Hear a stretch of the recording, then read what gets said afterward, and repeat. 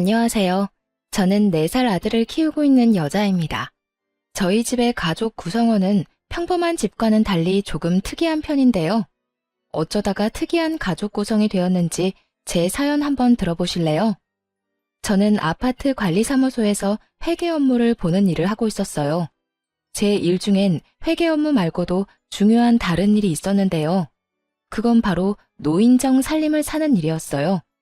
일을 하며 남는 시간엔 아파트에 마련된 노인정에 가서 청소를 돕는다거나 최소한의 구비 물품들을 체크해야 하는 일도 맡아서 하고 있었는데 그곳에서 친하게 지내는 분이 계셨습니다. 그분과 가깝게 지내다 보니 이런저런 이야기를 나누게 되었고 어느 날은 저에게 이런 말씀을 하시더라고요. 아가씨, 내가 아가씨가 아주 마음에 들어서 그러는데 지금 만나는 사람 없으면 내 아들 한번 만나볼래? 네? 아들 분이요? 그래, 우리 아들. 내가 아가씨가 너무 마음에 들어서 그래. 아무리 생각해도 남한테 주기엔 너무 아까워서 그러니까 한번 만나나 봐. 한번 만나보고 영 아니다 싶으면 다신 보지 않아도 되니까. 당시 남자친구가 없었던 저는 그냥 한번 만나나 보자 하는 마음에 남편을 만나게 되었어요. 그렇게 만난 남편은 생각보다 괜찮았고 시모의 응원을 받으며 연애를 시작하게 되었죠. 연애 시절의 남편은 배려심이 깊은 사람으로 보였고 생활력도 강해 보이더라고요. 무엇보다 나를 많이 사랑해주는 모습에 결국 결혼까지 하게 되었습니다. 남편을 만나게 해준 사람이 다름 아닌 시모였던 터라 시모는 저에게 정말 잘해주셨어요. 엄마, 무언가 크게 착각하고 있나 본데 친딸은 나라고 나. 언니가 아니고 나라고요. 아유 정말 누가 친딸인 줄 모르겠다니까. 신우이가 이런 말을 할 정도니 말 다 한 거 아닐까요?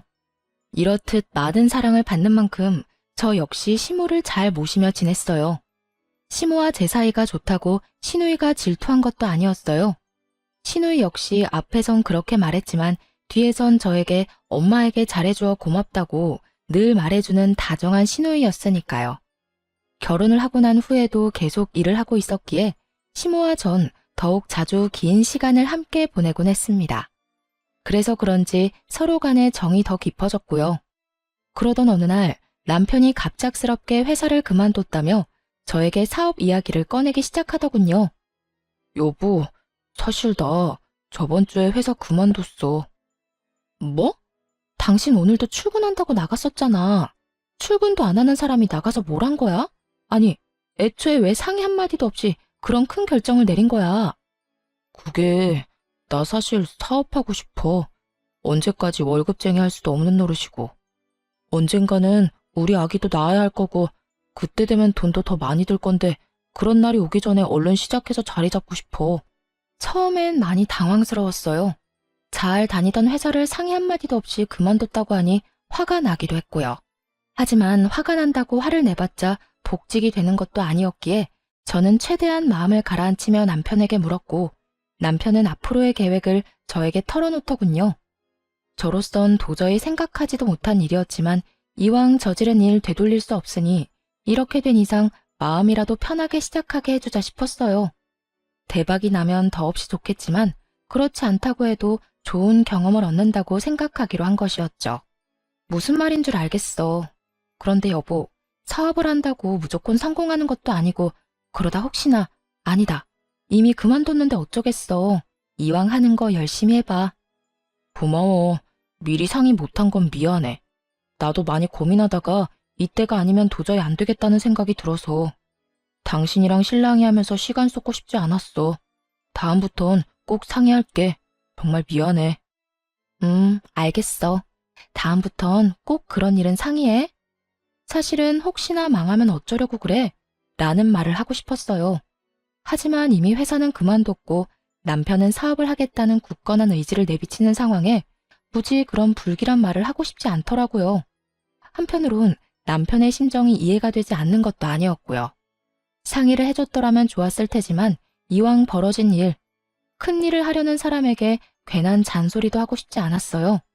그래서 전 남편을 응원해주겠다고 했고 그렇게 남편의 사업 준비는 시작되었어요. 남편의 사업은 제가 전혀 도움을 줄 수 없는 분야라 그저 전 일을 하며 살림을 잘 꾸려나가는 일을 열심히 하는 수밖에 없었죠. 잦은 출장과 잦은 술자리에 신혼을 즐길 새도 없었지만 다른 건 몰라도 주말만은 꼭 저와 시간을 보내주던 남편의 노력에 단 한 번의 말다툼도 없이 그 힘든 시기를 보냈던 것 같습니다.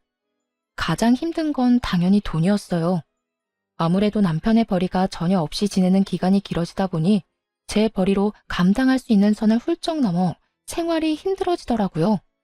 그렇다고 친정에 말할 수도 없는 노릇이고 시댁에도 말할 수 없는 노릇이었죠. 어떻게 해야 하나 고민만 하는데 이런 사실을 다 알아챈 시모가 생활비를 붙여주시는 게 아니겠어요? 어머님, 방금 돈이 들어왔는데 웬 돈이에요? 그거 너희 생활비에 보태 쓰라고 조금 보냈어. 돈 들어가는 데는 한두 군데가 아닐 텐데 혼자 번 돈으로 감당하려고 하니 요즘 많이 힘들지? 한동안은 내가 조금씩 도움을 줄 테니 그걸로 조금만 더 버텨보거라. 언젠가는 이 힘든 순간도 다 지나가지 않겠어? 혹시나 부족하면 말하고. 사실 조금 힘들었는데 감사해요, 어머님. 정말 감사합니다. 생각 같아선 괜찮다고 하며 돌려드리고 싶었지만 상황이 힘들다 보니 그 말이 차마 나오지 않더라고요. 그래서 전 살림이 괜찮아질 때까진 감사한 마음으로 시모의 도움을 받기로 했습니다. 그렇게 생활비가 해결됐다 싶었더니 더 큰 일이 저를 기다리고 있더군요. 그건 다름 아닌 남편의 사업 자금이 부족하다는 것이었어요. 남편의 사업은 오픈을 앞두고 큰 돈이 필요한 상황이 생겨버린 것이었죠. 어떻게 해야 할지 모르겠어. 예상치 못한 큰 지출이라 준비한 돈도 없는데. 그렇다고 지금 와서 포기하기엔 너무 아까워. 어떻게 방법이 없을까? 그러게, 일단 생각을 좀 해보자. 둘이 함께 머리 맞대면 어떻게든 해결될 거야. 말은 이렇게 했지만 도저히 해결책이 보이지 않더라고요. 결국 전 집을 처분해 새를 얻어가는 쪽으로 마음을 굳히고 있었고 남편은 시모에게까지 고민을 털어놓은 것인지 시모에게서 연락이 오더군요. 아가, 이야기 다 들었다. 그래서 어떻게 할 생각이니? 그게 뭐든 다 여의치 않네요. 이미 집 마련할 때 받은 대출이 있어서 집 담보대출을 해도 부족하고 그냥 집을 팔고 더 작은 데로 새 얻어서 가야 하나 싶기도 해요. 월세로 간단 말이니? 네, 아무래도 그렇게라도 해야 할 것 같아요. 이제 와서 사업을 그만두라고 하기엔 지금까지의 시간이랑 돈이 아깝기도 하고 무엇보다 그이가 너무 하고 싶어 해요. 잠도 제대로 안 자고 일만 하고 자신감도 넘쳐 보이고요. 행여나 잘 안 되더라도 다시 시작하면 되는 거니까 이번엔 할 수 있는 데까진 도와주고 싶어서요. 제 말을 들은 시모는 생각에 잠긴 듯 뜸을 들인다 싶으시더니 이내 조심스럽게 말을 꺼내기 시작했어요.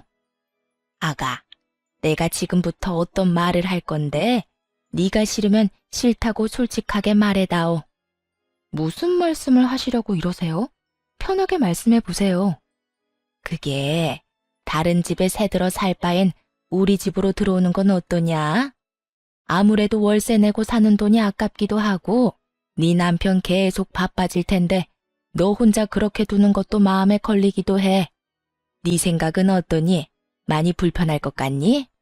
감사하더라고요. 그렇지 않아도 월세를 내는 것이 아깝기도 한 상황이었는데 먼저 나서 집으로 들어오라고 해주시니 참 감사하면서도 죄송했어요.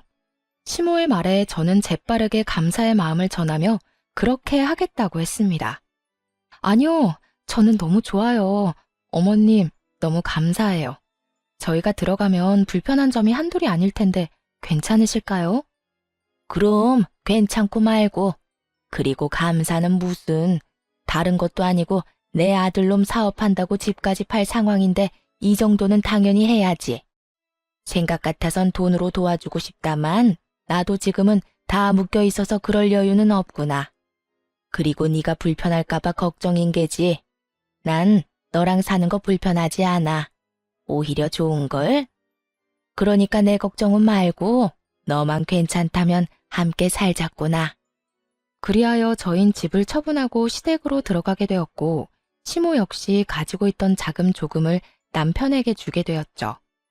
자금이 해결되고 나니 남편은 더욱 바빠지기 시작했고 저는 시모와 더 많은 시간을 보내며 더욱 두터운 정을 쌓아가고 있었어요. 그렇게 3년이란 시간이 지났고 그 사이 남편의 사업은 자리를 잡게 되었습니다. 사업이 안정되니 그만큼 벌이도 좋아졌고 생활비를 넉넉하게 주니 여유로운 생활이 가능해졌죠. 그런 상황에서도 분가는 생각하지도 않았었는데 그 이유는 무엇보다 시모와 지내는 시간이 너무 좋았기 때문이었어요. 평일엔 바쁜 남편을 대신해 시모와 데이트를 하기도 했고 주말엔 세 사람이 외식을 하는 그 시간이 너무 행복하더라고요. 그래서 전 분가는 생각지도 않고 지내게 되었고 행복하게 지내던 어느 날 임신 사실을 알게 되었습니다. 어머님, 저 임신했어요. 오늘 병원 다녀왔는데 6주 됐다고 하더라고요. 뭐?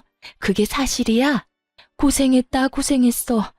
그래서 요즘 계속 피곤해 보였나 보다. 그런데 혼자 병원에 다녀온 게야? 같이 가자고 했어야지. 왜 혼자 간 거야? 혹시나 아니라고 하면 어머님 너무 실망하실까 봐요. 이럴 줄 알았으면 같이 갈 것 그랬나 봐요. 심장 소리 듣는데 남편보다 어머님 생각이 더 많이 나는 거 있죠? 어머, 심장 소리도 들었니? 다음엔 나도 꼭 데리고 가주렴. 아범은 알아? 네, 오는 길에 통화했어요. 오늘 일찍 들어온대요. 그래, 아주 축하할 일이야. 다시 한번 고생했어, 우리 며느리. 제 임신 소식에 저보다 더 기뻐하는 시모를 보며 제가 다른 건 몰라도 정말 시집 하나는 잘 왔구나 하는 생각마저 들더라고요. 그렇게 저는 더욱 단란한 시간들을 보내게 되었어요. 하지만 어느 가정이나 조금씩의 문제는 다 있듯이 저희 가정에도 조금의 문제는 있었습니다. 그건 다름 아닌 남편이었는데요. 사업이 잘 풀려 여유로운 금전적인 생활과는 달리 남편은 계속 바빴고 그나마 주말엔 무조건 가족과 시간을 보내주던 남편은 어느 순간부터 그 시간마저도 가정에 양보하지 않더라고요. 사업이 잘 되면 잘 될수록 남편은 주말조차도 일을 한다며 집을 비우는 일이 허다했으니까요. 전 그때까지도 남편이 허튼 짓을 한다고 생각은 전혀 하지 못한 상태였어요.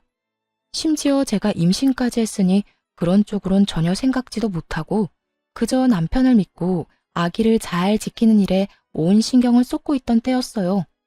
지금 생각하면 제가 참 안일하다 싶기는 한데 그땐 전 미련스럽게도 남편은 믿어 의심치 않았죠. 하지만 이런 저와는 달리 시모는 외박이 잦아지는 남편이 신경 쓰였는지 어느 날은 남편을 불러앉혀 이런 말을 하기 시작하더라고요. 아범, 너 요즘에 왜 이렇게 외박이 잦아? 일이 그렇게 바쁜 게야? 그저 평범한 물음이었지만 시모의 눈빛과 목소리의 톤은 전혀 그렇지 않았습니다. 그게 뭐든 다 꿰뚫고 있다는 눈빛과 꽤 화가 났지만 애써 담담하게 누르고 있는 목소리에 저마저도 압도될 것만 같더군요. 네, 어머니. 일이 안정되긴 했는데 유지하려니까 더 바빠지는 것 같아요. 직원한테 맡기는 것도 한계가 있고 무엇보다 제가 다 확인해야 마음이 편하기도 하고요. 남편은 재빨리 자신의 입장을 설명하며 이때껏 가정의 소홀한 이유를 설명했지만 그것으로 시모의 언짢음은 풀릴 기미가 보이지 않았어요. 아무리 그렇다고 한들 잠은 집에 와서 자거라. 몸 상하는 것도 걱정이지만 네 아내 생각도 걱정이야. 신혼 때부터 지금까지 사업한다는 이유로 가정에 너무 소홀하지 않니?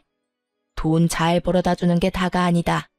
집에서 가족들하고 시간을 보내야 할 것 아니니? 내가 혜정이랑 결혼한 것도 아니고 남편이랑 보내는 시간보다 시험이랑 보내는 시간이 더 많다는 게 말이 된다고 생각해? 죄송해요. 앞으로 집에 신경 더 쓸게요. 시모의 조용한 핀잔에 남편도 조금은 반성하는 듯 했지만 시모는 그런 남편을 한 번 더 밀어붙이더군요. 나한테 죄송할 게 아니라 네 집사람한테나 미안하게 생각해. 네 일이 누구 덕에 잘 되는지 늘 생각하고 네 집사람한테 고마워하란 말이다. 이제 애도 태어날 건데 어느 정도 자리 잡았으면 욕심 그만 부리고 일보단 가정에 좀 신경 쓰고. 네, 어머니. 여보, 미안해. 앞으로 내가 집에 신경 좀 더 쓸게. 저도 내심 섭섭했던 터라 시모의 이런 조언과 핀잔이 얼마나 고마웠는지 모릅니다. 한 차례 작은 폭풍이 지나고 난 후 남편은 다시 가정에 신경 쓰며 노력했어요. 외박을 하긴 했지만 될 수 있으면 집에서 자려고 노력하더군요. 그렇게 시간은 흘러 출산을 앞둔 어느 날, 남편은 한동안 가지 않던 지방으로 출장을 가게 되었고, 전 집에서 시모와 함께 시간을 보내고 있었습니다. 그런데 갑자기 배가 아파지더니 양수가 터져버렸어요. 시모와 전 급하게 병원에 가게 되었고, 7시간의 산통을 맛보고 세상에서 가장 귀한 아들을 품에 안게 되었습니다. 지방에서 오기에 충분한 시간인데도 불구하고 출산을 하고 병실로 옮겨져 어느 정도 정신을 차릴 때까지도 남편은 오지 않더라고요. 어머님, 아직 안 왔어요? 응, 이 녀석 전화도 받지 않는구나. 내 이 녀석을 그냥 금방 온다고 한 지가 언젠데 아직까지 소식도 없는 게야. 오기만 해. 내가 이 녀석 가만두지 않을 거니까. 어머님, 진정하세요. 오고 있는 중이겠죠. 운전 중이라 전화 못 받는 걸 거예요. 처음엔 전화를 받았던 남편은 어느 순간부턴 전화조차 받지 않고 있었고, 시모는 머리 끝까지 화가 나 노발대발 난리가 날 직전이었어요. 저 역시 남편에게 섭섭한 마음이 들긴 했지만 시모가 저렇게 화를 내니 같이 화를 낼 순 없는 노릇이었죠. 시모는 쉴 새 없이 남편에게 전화를 하고 있었고, 그런 시모는 친정 부모님까지 나서 진정시키기 시작했어요. 사돈, 우리 사위 열심히 오는 중일 겁니다. 그러니 이제 그만 전화하시고 조금 앉으세요. 아까부터 계속 서 계셨잖아요. 이러다 방금 출산한 저희 딸 옆에 사돈까지 누우실까봐 제가 걱정이 다 됩니다. 그래요, 사돈. 가까운 곳도 아니고 지방에서 일 보다가 오는 길이라고 하니 좀 더 걸리나 봅니다. 그러니 진정하시고 좀 앉으세요. 조금 쉬시다가 우리 손주 보러 가셔야지요. 이렇게 부모님까지 말리고 나서자 시모는 남편을 대신해 다시 한번 미안하다는 말을 전하며 애써 화를 누르는 듯 했어요. 지금 보러 가셔도 될 거예요. 다들 눈에 넣어도 안 아픈 손주 보시고 집에 가셔서 쉬세요. 전 혼자 있어도 돼요. 아니야. 내가 아범 올 때까지 곁에 있으마. 먼저 들어가 보세요. 제가 제 아들놈 올 때까지 여기 있을게요. 아무래도 그래야 제 마음이 편할 것 같습니다. 시모의 말에 친정 부모님은 내일 다시 오겠다고 하며 돌아가셨고, 시모는 그런 부모님을 배웅하고 오겠다며 병실을 나섰어요. 그때까지만 해도 남편이 금방 올 줄 알았기에 마음 편하신 대로 하라고 했던 것인데, 금방 오겠다고 하던 남편은 아무리 기다려도 오지 않았고, 날을 넘긴 새벽녘에서야 모습을 드러내더군요. 조용히 그리고 조심스럽게 문을 열고 들어오던 남편을 본 시모는 그 자리에서 벼락 같은 호통을 치며 화를 내기 시작했어요. 너 이 녀석! 금방 온다는 녀석이 이제서야 와? 네가 그러고도 남편인 게야. 다른 날도 아니고 네 마누라가 네 새끼 낳느라 생사가 오가는 순간에 넌 뭐하다 이제야 온 게야? 전화는 왜 안 받고? 그딴 식으로 전화 다 무시할 거면 전화기는 왜 들고 다니는 게야? 시모의 호통에 남편은 고개를 푹 숙이더니 변명을 해대기 시작하더군요. 그게 전화 받고 급하게 오는 길에 졸음운전을 했어요. 그동안 피로가 쌓이긴 했는지 마음은 급해 죽겠는데 그 와중에 살짝 존 모양이더라고요. 전 그냥 눈만 감았다 떴는데 앞에 화물차가 서 있는 걸 보고 이대로는 안 되겠다 싶어서 쉼터에서 잠시 눈만 붙이고 출발한다는 게 이렇게 늦었어요. 죄송해요. 미안해 여보. 내가 참 너무 미안하다. 그간 남편이 얼마나 치열하게 살아왔는지 누구보다 더 잘 알던 터라 시모와 저는 그런 남편에게 더는 아무 말도 할 수가 없더라고요. 화가 나지도 않았고요. 물론 섭섭한 마음이야 있었지만 이렇게 무사히 온 것만 해도 다행이라고 생각하며 앞으론 태어난 아들과 함께 더 큰 행복이 가득한 날이 기다리고 있을 거라 믿어 의심치 않았습니다. 하지만 이런 제 확신을 비웃기라도 하는 듯 남편은 가정에 더욱 소홀해지더군요. 저에게도 더는 다정하게 대하지도 않았고요. 심지어 아들에게마저도 애정이 없는 남편을 보며 참 생각이 많아지더군요. 그렇게 생각은 많아지고 남편에 대해 다시 생각해보게 되던 어느 날, 일은 터지고야 말았습니다. 그날도 아기가 있는 집은 다들 그렇듯 아들의 울음소리로 시끄러웠고, 전 그런 아들을 달래며 불편한 것이 무엇인지 찾고 있었어요. 그런데 그 순간 아무것도 하지 않고 그저 아들이 우는 것을 보던 남편이 자리를 박차고 일어나더니 화를 내며 이런 말을 하는 것이 아니겠어요? 어휴, 시끄러워. 도저히 시끄러워서 집에선 쉴 수가 없어. 시끄럽다니. 당신 자식 우는 소리를 시끄럽다고 하면 어떻게 해? 그리고 아기가 우는 게 당연하지. 매번 생글생글 웃기만 하면 그게 정상이야? 그거야말로 이상한 거라고. 우는 건 아기들이 하는 일종의 표현이야. 아무리 그래도 너무하잖아. 모처럼 집에서 좀 쉬려고 해도 쟤 때문에 도무지 쉴 수가 없다고. 쟤? 우리 아들이 남이야? 쟤, 얘라고 하게? 당신 정말 왜 그래? 요즘 왜 이렇게 예민한 거냐고. 나한테는 그렇다 쳐도 당신 아들한테까지 그렇게 예민하게 구는 이유가 뭔데? 시끄러우니까 시끄럽다는 건데 뭐가 예민하다는 거야? 아, 시끄러워. 차라리 회사에서 일을 하는 게 더 낫겠다. 처음이었어요. 남편과 언성을 높여가며 싸운 일 말이에요. 저는 화를 내는 남편이 도저히 이해가 되지 않았어요. 우는 소리가 시끄럽고 듣기 싫을 수는 있다고 하나 아기 우는 것은 당연하였고 남도 아닌 자기 자식인데 저렇게까지 쟤하며 화를 낼 일은 아니라고 생각했으니까요. 여기까지만 해도 이해가 되지 않는데 남편은 기어코 짐까지 싸 회사에서 지낸다며 집을 나가버리더군요. 그런 남편을 시모가 붙잡아 이야기를 나누어 보려고 했지만 시모의 말도 무시한 채 그대로 집을 나가버리더군요. 너 지금 이게 뭐 하는 짓이야? 승준이가 남의 새끼야? 어떻게 네 새끼한테 그딴 식으로 굴 수 있단 말이야? 그리고 네 마누라한테는 어떻고? 네가 이렇게까지 잘된 게 누구 덕인데? 제가 잘된 건 제가 죽을 만큼 노력했기 때문이에요. 그 누구의 덕도 아닌 다 제가 노력한 만큼 잘된 거라고요. 그러니까 어머니도 그만 좀 하세요. 저도 좀 쉬고 싶다고요.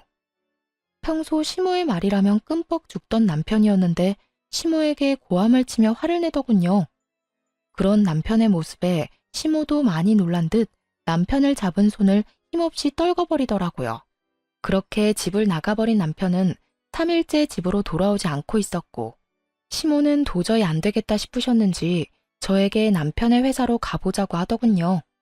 저 역시 가만히 손 놓고 있을 문제는 아니라고 생각했던 터라 아들을 친정에 맡기고 함께 회사로 가게 되었죠.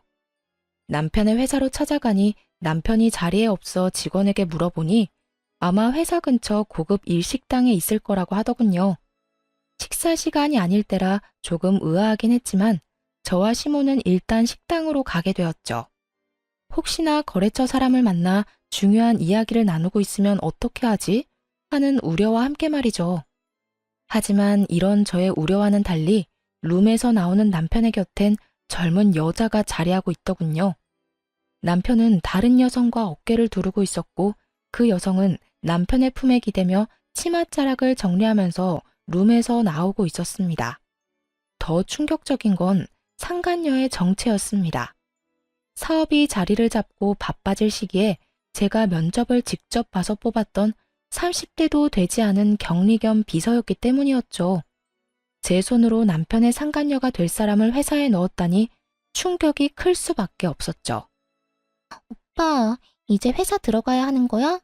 나 좀 피곤한데 그냥 쉬면 안 되나? 안 되긴 왜 안 돼. 피곤하면 쉬어야지.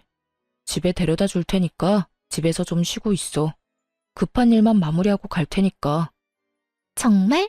그래주면 나야 고맙지. 별것이 다 고맙다.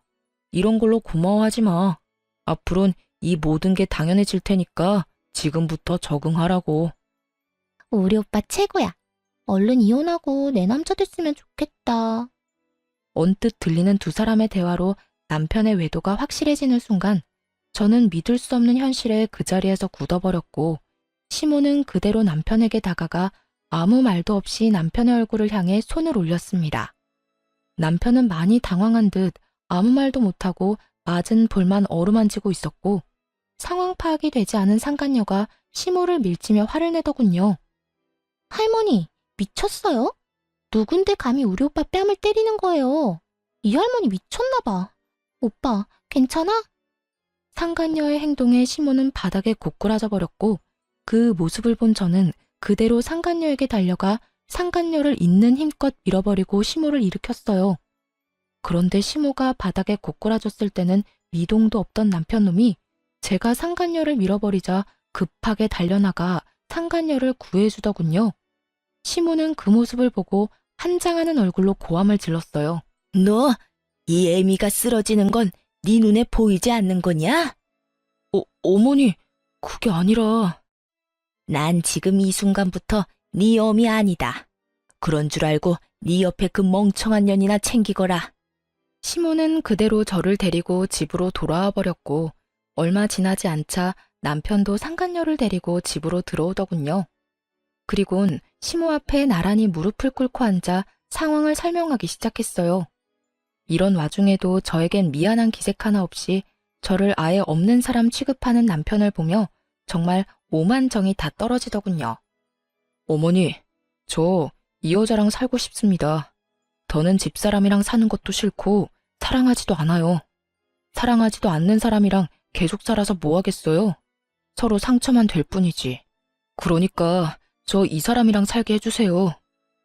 너 지금 그걸 말이라고 짓거리는 게야? 너 승준이 아빠다.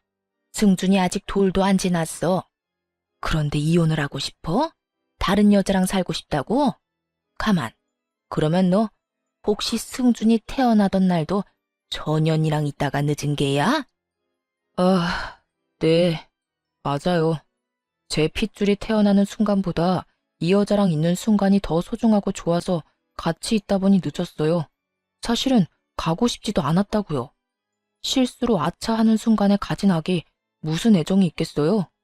저요, 승준이 가지고 싶지도 않았다고요.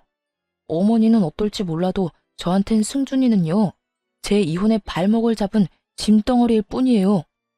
설마 했는데 그 설마가 사람을 잡더라고요. 제 아들을 짐덩이라 하는 남편놈은 제가 출산을 하는 그 순간에도 상간녀와 함께 지방이 아닌 서울에 있었고 연락을 받고도 상간녀와 함께 더러운 시간을 보내느라 오지 않았던 것이었어요. 그때부터, 아니 그 전부터 이미 남편은 저와 아들이 아닌 상간녀에게 온 마음이 떠난 후였던 것이었죠. 제 핏줄을 짐덩어리라고 칭하는 남편을 보며 시모는 분노에 담은 큰 웃음을 터뜨렸고 남편은 아랑곳하지 않고 단호하게 저와의 이혼을 말하기 시작했어요. 짐덩어리? 그게 네 진심인 거야? 정녕 네 아들을, 세상에서 하나뿐인 네 아들을 짐덩이라고 생각하는 거냐고 묻고 있어. 네, 어머니. 저한텐 하나뿐인 아들도 그저 짐덩이일 뿐이에요. 그만큼 이 여자 사랑한다고요. 그러니까 어머니도 집사람이랑 승준이한테 정 그만 주시고 이 여자 좀 받아주세요. 남편은 흔들림 없는 눈빛으로 시모를 바라보고 있었고 시모 역시 남편을 냉정하게 바라보고 있더군요. 그런 두 사람의 모습을 보던 상간녀는 감히 본인이 끼어도 되는 자리라 생각했는지 시모에게 애원을 하기 시작했고요. 어머님, 아까는 죄송했어요. 오빠 어머니인 줄 모르고 왜 이상한 사람이 와서 행패를 부린다고 생각했어요. 어디 다치신 곳은 없으시죠? 상간녀의 물음에 시모는 대답 대신 매서운 눈빛으로 노려봤고 상간녀는 시모의 눈을 피하지도 않고 말을 이어나가더군요. 저 마냥 예쁘게 보이지 않는다는 거 잘 알아요. 그런데 저 진짜 오빠 사랑하거든요. 그러니까 저 좀 받아주시면 안 될까요?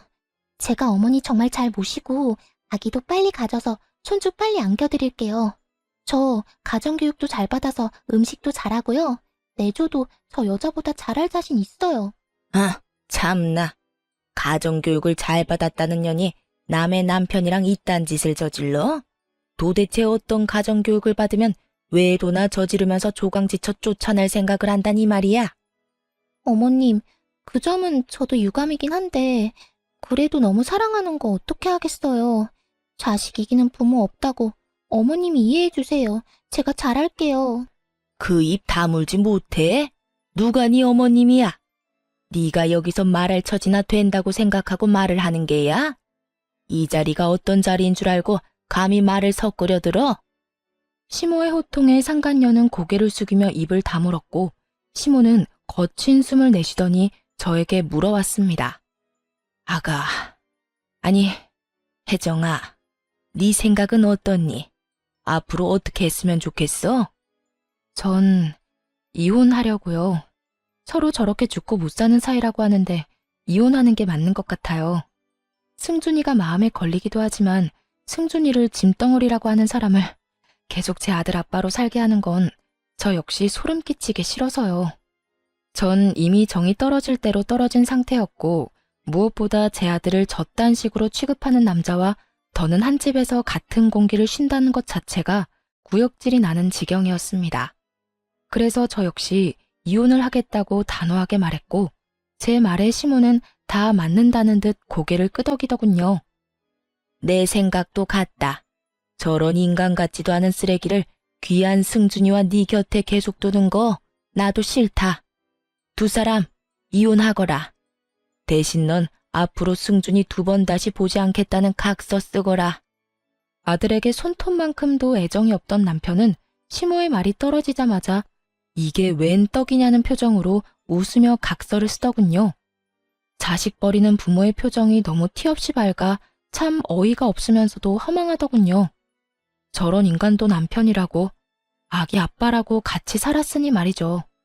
그렇게 전 비교적 빠르게 이혼을 하게 되었습니다. 재산 분할 위자료는 다 저에게 좋은 쪽으로 끝이 났고 상간녀에게도 위자료를 받았어요. 그것 역시 전 남편의 지갑에서 나온 돈이었겠지만요. 여러모로 저에게 유리한 이혼이었는데 이혼을 하고 나니 저에겐 더 큰 재산이 기다리고 있더라고요. 이거 바꿔라. 이건 그놈 사업 시작할 때 집 팔아 투자한 돈이랑 내가 투자한 돈 넣은 통장이고 이건 내 재산 관리하는 분 명함이다. 알고 보니 시모는 저희가 집을 팔아 합가를 할 당시 저도 모르게 전 남편에게 각서를 쓰게 했다고 하더군요. 시모나 제가 원할 시엔 시모가 투자한 돈을 비롯해 집을 팔아 투자한 사업 자금을 다시 반환한다는 각서 말이죠. 아파트를 팔아 투자한 돈은 반환 시점의 시세에 맞춰 반환하되 시세가 투자할 시점보다 낮을 시엔 투자금만 반환한다는 내용도 넣었다고 하셨고요. 어떻게 되든 제가 손해보는 일은 없도록 하신 것이었죠. 시모는 저의 이혼이 마무리될 때쯤 변호사까지 선임해 그 돈을 다 받아왔다고 하더라고요. 어머님, 돈은 알겠는데 명함은 왜 주시는 거예요? 내 남은 재산 다 너한테 넘기려고 한다. 내가 하려고 하니 너무 복잡하기도 하고 네가 나서서 작성해야 하는 서류도 많다고 하니 네가 직접 만나서 정리 좀 해. 아무래도 늙은 나보다 젊은 네가 나서면 더 빨리 일 처리가 되지 않겠어? 통장에 찍힌 금액만 해도 놀라운데 시모의 재산까지 준다고 하니 멍하더라고요. 단 한 번도 생각해 본 적 없는 금액이었으니까요. 전 가까스로 정신을 차리고 시모에게 언제부터 이런 계획을 세운 것인지 물어봤어요. 어머님, 언제 이런 걸 다 준비하셨어요? 진작 다 이렇게 하려고 했던 거였어. 투자금 회수는 그놈이 그딴 짓을 저질러서 다 뺏어온 거였지만 내 재산은 너하고 우리 딸한테 주려고 했었어. 그 시기를 앞당긴 것뿐이었지. 내가 늘 말했지. 너도 내 딸이라고. 내 딸이 돌도 안 된 아들을 혼자 데리고 살아야 하는데 이 정도도 부족하단다. 아무리 그렇다고 한들 너무 가분한 금액이란 생각이 들더라고요. 받은 위자료도 있고 재산 분할도 잘 받았던 터라 더는 시모에게 손을 벌리고 싶지도 않았고요. 어머님, 아무리 그래도 이건 너무 많아요. 전 아파트 처분한 돈 중에 제 몫만 나눠받아도 충분해요. 나머진 어머님 노후자금 하세요. 전 제 몫을 뺀 나머지는 받지 않겠다고 했고 시모는 한사코 제 손에 통장을 쥐어주시며 이렇게 말씀하시더군요. 노후 자금은 따로 마련해 놨어. 그러니까 그냥 다 바꿔라.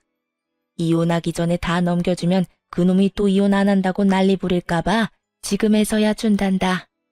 투자금 회수한 것도 내가 다시 돌려줄 거라고 믿어 의심치 않던 눈치던데 어림도 없는 소리지.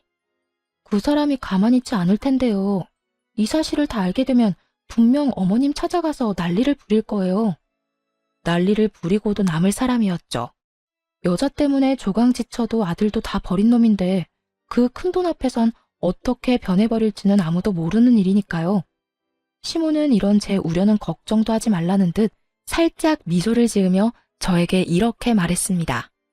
그런 걱정은 하지도 마라. 집도 내놨어. 아예 찾아오지도 못하게 그놈 모르는 곳으로 이사할 거다. 그러니 너도 다신 찾아오지도 못하게 멀리 이사하거라. 그리고 그 돈은 꼭 받아. 내가 훗날 필요하면 말할 테니 그때 나 용돈이나 좀 주려무나. 내가 가지고 있으면 다 그놈 몫이 될 건데 나는 그 꼴 못 본다. 알겠지? 그래도 어머님, 너무 많아요. 살아봐라. 이 돈이 많은지 내 재산이 많은지. 사람 앞일 모르는 거라고 언제 어디서 큰 돈이 필요할 줄 누가 알겠어. 그러니 살 날 많이 남은 넌 잔말 말고 받아. 이렇게까지 하는데 어쩔 도리가 없더라고요. 잘 가지고 있다 훗날 필요하실 때 다시 돌려드리면 되겠다 하는 생각이 들기도 했고요. 어찌되었든 전 시모와 연을 끊지 않고 가깝게 지낼 계획이었거든요. 결국 전 돈을 비롯해 나머지 재산도 정리해 넘겨받게 되었습니다. 그 후 모든 사실을 한 전 남편이 제가 잠시 친정에 머물고 있다는 사실을 알고 친정으로 와 울고불고 하며 매달리기 시작하더군요. 여보, 나 많이 원망했지? 내가 미안해. 당신 같은 여자가 어디 있다고 내가 미쳤었어. 이제 와서 반성이란 걸 하는 거야? 내 마음에 대못이란 대못은 다 박아놓고선 이제 와서 뭐? 미안? 미쳤었다고? 대단하다, 대단해. 고작 그런 말로 내 마음이 풀릴 거라고 생각하는 거야? 내가 무릎이라도 꿇으면 당신 마음이 풀리겠어? 당신 마음이 풀리기만 한다면 나 이깟 무릎 얼마든지 꿇을 수 있어. 이렇게 말한 전 남편은 제 앞에서 무릎을 꿇고 싹싹 빌기 시작하더군요. 사실 이런 전 남편의 모습을 상상해 본 적이 있었어요. 상상 속에서는 조금 통쾌하기도 했는데 막상 제 앞에서 전 남편 놈이 무릎을 꿇고 비는 모습을 보는데 통쾌하기는커녕 미간이 절로 구겨질 만큼 역겹더라고요. 하지만 이런 제 심정을 알 리 없는 전 남편은 본인이 무릎까지 꿇고 빌면 제가 감동이라도 하며 받아줄 거라고 생각했는지 희망찬 눈빛으로 저를 힐끔힐끔 보며 눈치를 살피더군요. 여보, 나 용서해 줄 거지? 나 당신이랑 이혼하고 정말 후회 많이 했어. 그래서 바로 그 여자랑 헤어졌고 말이야. 정말이야. 회사에서도 진작 내보냈어. 못 믿겠으면 회사에 전화해서 물어봐도 되고 그래도 믿었지 않으면 그 여자한테 연락해서 물어봐도 돼. 그러니까 나 한 번만 용서해주라. 아, 그래? 정말 헤어졌단 말이야? 그것도 나랑 이혼하고 바로? 그럼 나 정말 당신하고 이혼하고 바로 헤어졌다니까. 웃기지도 않더라고요.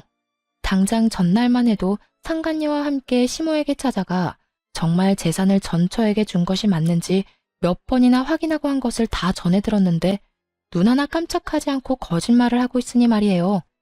있잖아. 나 아직 어머님이랑 연락하고 지내. 어제도 통화했고 오늘도 통화했어. 제 말에 전 남편은 크게 당황한 듯 목까지 빨개진다 싶더니 말을 더듬기 시작하더군요. 그래? 그래. 그러니까 내가 하고 싶은 말은 네가 어제 그년이랑 어머님 찾아가서 정말로 나한테 재산 다 넘긴 거 맞냐고 몇 번이고 묻고 간 거 아니까 나한테 와서 이딴 연기해도 소용없다는 거야. 여보, 다 거짓말은 아니었어. 나 당신이랑 헤어지고 후회 많이 했다는 건 진심이었어. 그렇겠지. 내가 그 많은 재산을 받았으니 후회는 했겠지. 다 네 몫이 되었어야 할 어머님 재산이 애먼 나한테 왔는데 누가 후회를 안 할 수가 있겠어? 나라고 해도 땅을 치고 후회할 것 같은데. 네 맘 다 알겠고 잘 들었으니까 더 험한 꼴 당하기 전에 얼른 꺼져라. 난 경고했다. 전 남편은 제 경고가 우습게 들렸는지 미동도 없이 손이 발휘되게 빌기 시작하더군요. 잘못했다, 너 없이 절대로 못 산다, 우리에겐 자식이 있지 않냐 등등 되지도 않는 말들을 짓거려대면서요. 경고도 했겠다. 더는 그런 전 남편의 꼴을 보기도 싫었던 저는 아들의 똥기저귀를 찾아와 전 남편의 얼굴에 던져버리고 집 밖으로 쫓아내버렸어요. 에이, 이게 뭐야? 이거 똥이잖아. 너 미쳤어? 미친 건 너겠지. 여기가 어디라고 찾아와서 되지도 않는 눈물바람이야. 다신 찾아오지 마. 또 찾아오면 똥기저귀로 끝나진 않을 거니까. 알아들었으면 당장 꺼져. 계속 난동 피우면 경찰 부를 거야. 경찰을 부른다는 말까지 나오자 겁이 나긴 했는지 더는 난동을 피우지 않고 돌아가더군요. 그 후 들려오는 소식엔 큰 금액의 돈이 빠져나간 남편의 회사는 급격하게 기울어져 버렸고, 가세가 기울자 상간녀는 전 남편이 마련해준 집을 처분해 소리 소문 없이 도망을 가버렸다고 하더군요. 전 남편은 회사를 다시 일으켜 세우기 위해 신우이에게 연락해 시모를 백방으로 찾으려 노력했지만 신우이 역시 전 남편을 차단해버렸다고 하더군요. 모든 태풍이 지나가고 지금의 저는 누구보다 잘 살고 있습니다.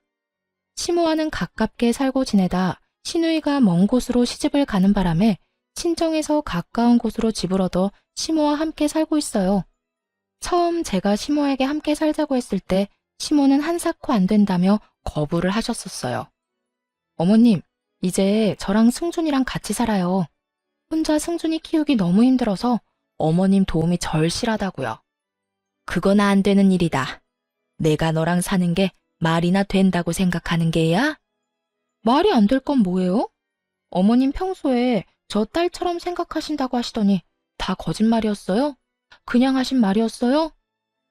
그건 아니지만 그래도 안 될 일이야. 너 나랑 같이 살면 새 출발은 꿈도 못 꾸게 될 거다. 아직 나이도 젊은데 새 출발해야 할 거 아니야. 어머님, 이렇게 생각해보세요. 제가 새 출발을 하려면 밖에 나가서 일도 하고 사람도 많이 만나고 해야 할 텐데 그러면 승준이는 누가 봐주나요? 전 친정 부모님들 못 믿어요. 죄송한 말이긴 하지만 친정 부모님보단 어머님이 더 신뢰가 간다고요. 승준이도 어머님을 더 좋아하기도 하고요.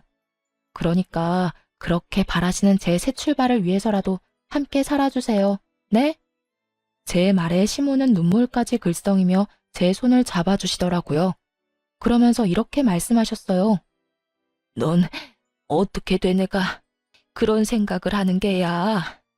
나는 널 볼 면목이 없는데 넌 어째서 나한테 이렇게까지 하냔 말이야.